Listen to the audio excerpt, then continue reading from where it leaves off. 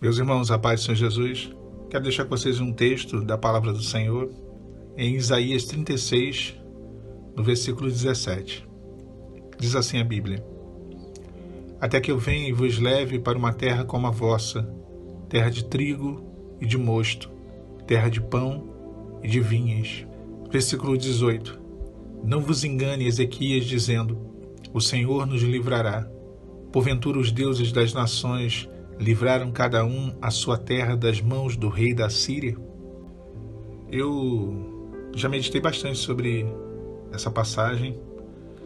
É uma passagem que fala de uma tentativa, da tentativa de uma invasão sobre o reino de Judá. Eu já trouxe diversas vezes essa mensagem aqui no canal. Os irmãos que acompanham o canal sabem, conhecem.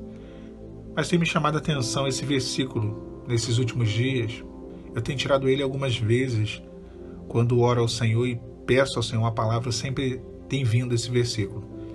E eu acho ele bem interessante. Eu acho que ele fala com aquilo que é a proposta do adversário, do inimigo.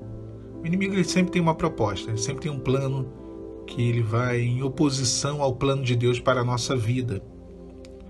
E aqui nesse texto mostra isso.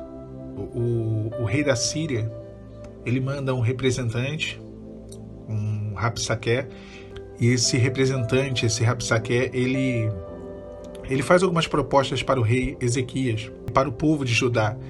No versículo 17 e no versículo 16 também, ele diz assim: olha, não deis ouvidos a Ezequias, porque o rei da Síria, ele vai ser um aliado de vocês. E ele vai dar para vocês vides, figueiras, e vocês vão beber das suas próprias águas, cisternas. E aqui o versículo que nós lemos. E quando ele vier até vocês, ele vai levar vocês até uma terra muito boa, uma terra como a vossa terra, uma terra de trigo, de mosto, uma terra de pão e de vinhas. A proposta, ela, digamos assim, poderia ser tentadora e jogar até mesmo o povo de Judá contra o seu rei Ezequias. Ezequias estava confiado na palavra do Senhor, que tinha vindo por intermédio do profeta Isaías, de que eles não entrariam naquela cidade, não tomariam aquela cidade. Eles estavam cercados, pelo Império Assírio, os moradores de Judá, dentro da cidade de Jerusalém, mas havia uma promessa de Deus, de que aquela cidade não seria destruída. Mas também havia uma proposta do adversário para que eles saíssem da fortaleza, abrissem as portas, se rendessem e, se rendendo, aceitassem a proposta de ir para uma outra terra. Uma terra que, conforme foi dito aqui, é igual à vossa. É esse o ponto aqui da mensagem. Porque o adversário, ele quer trocar, tirar aquilo que é a bênção e a herança de Deus para o seu povo e dar algo que, segundo ele, é igual. É tão bom ou melhor. E nós entendemos claramente, à luz da Bíblia, que o casamento é uma porção de Deus, indissolúvel e insubstituível. Não tem como ser trocada por outro. Você não tem como trocar o seu marido, a sua esposa. Ainda que não seja marido ou esposa, se for algo que está dentro daquilo que é a promessa de Deus, a direção para a sua vida, não troque a promessa. Mas o adversário diz: olha, uma terra tão boa quanto a sua, terra de trigo e de mosto, terra de pão e de vinhas. Eu sempre disse que Israel tinha uma identidade, tem até os dias de hoje, muito forte com aquela terra, porque é a terra da promessa. Foi ali que Deus prometeu a eles que eles se tornariam ali uma nação. É a terra do juramento feito a Abraão. Então a identidade deles é muito forte. Mas o adversário aqui, através desse emissário, ele traz uma colocação muito interessante. Ele diz assim: ele vos dará uma terra como a vossa, terra de trigo e de mosto.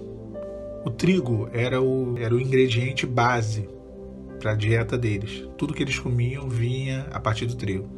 E o mosto era o sumo das uvas, aquilo que alegrava o coração deles, que também era fruto da terra deles. Pão e vinhas. Tudo isso eram manjares para alegrar, para abençoá-los, Eram bênçãos que Deus permitiu, que era resultado da colheita, do plantio e da colheita deles, do povo de Israel. Ali, isso tudo eles tinham na terra deles. mas a proposta do adversário era dar as mesmas coisas em uma outra terra. Olha que coisa interessante. Nós paramos e pensamos.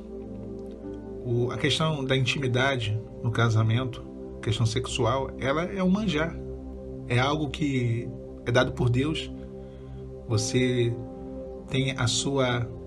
encontra na sua esposa ou no seu marido a contentação, a pessoa correta, né, para a questão do relacionamento íntimo, é o seu marido e a sua esposa. Os manjares, né, como diz Paulo, que nos são permitidos e dados por Deus, como a questão da intimidade, aqui fica representada como vinho, o mosto. É isso tudo Israel tinha na sua terra. Só que o adversário queria dar as mesmas coisas em uma outra terra que não era deles. E ele diz assim, não vos engane, Ezequias, dizendo, o Senhor nos livrará.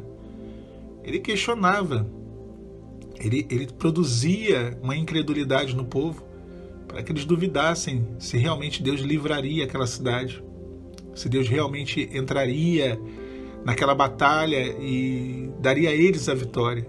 Ele assegurava que não ia ter vitória. O adversário sempre quer nos levar a uma descrença, a uma desconfiança daquilo que Deus prometeu, daquilo que Deus falou.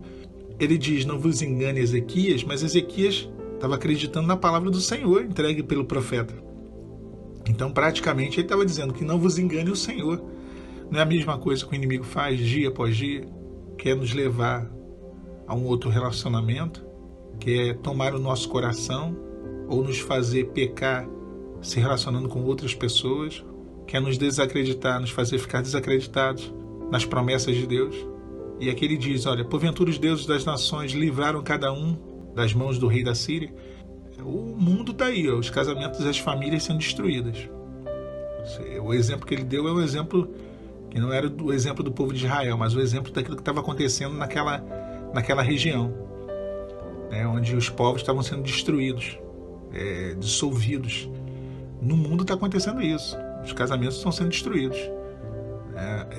Nessa época aqui, muitos povozinhos, aqueles reinos pequenos, que ao longo de toda a Bíblia atormentaram a vida do povo de Israel, os amonitas, moabitas, jebuseus, heteus, esses povos todos foram tudo aniquilados, desapareceram da face da terra. Você não vê hoje aí o presidente, o primeiro-ministro dos moabitas fazendo discurso na ONU. Não tem, porque acabou. Não tem mais língua moabita, não existe mais nada. Sumiu da face da terra. Porque esses grandes impérios, assírio, babilônico, eles destruíram totalmente. E isso poderia ter acontecido com Israel. Israel também era um povo pequenininho. Perto desses impérios era um povo minúsculo. Mas o Senhor, ele salvou o seu povo. Deus, ele preservou. Deus guardou a identidade do seu povo. Ainda que eles tivessem ido para o cativeiro, sofrido o que eles sofreram, a sorte deles foi restaurada. Isso é uma clara analogia ao que acontece hoje. Quantas famílias são dissolvidas e acabam de vez, não tem para onde ir, porque não tem o Senhor. As nossas famílias, ainda que haja um cativeiro, e o deserto é um cativeiro, há uma restauração para nós, porque nós somos como Israel, somos povo de Deus, segundo a fé, né? Somos filhos por adoção. Agora, irmãos, olha, o ponto aqui é que não aceite a proposta do diabo. Isso serve para mim e para vocês, claramente. A proposta dele é: eu vos levarei a uma terra como a vossa. Não tem terra como a nossa. Não tem esposa como a sua.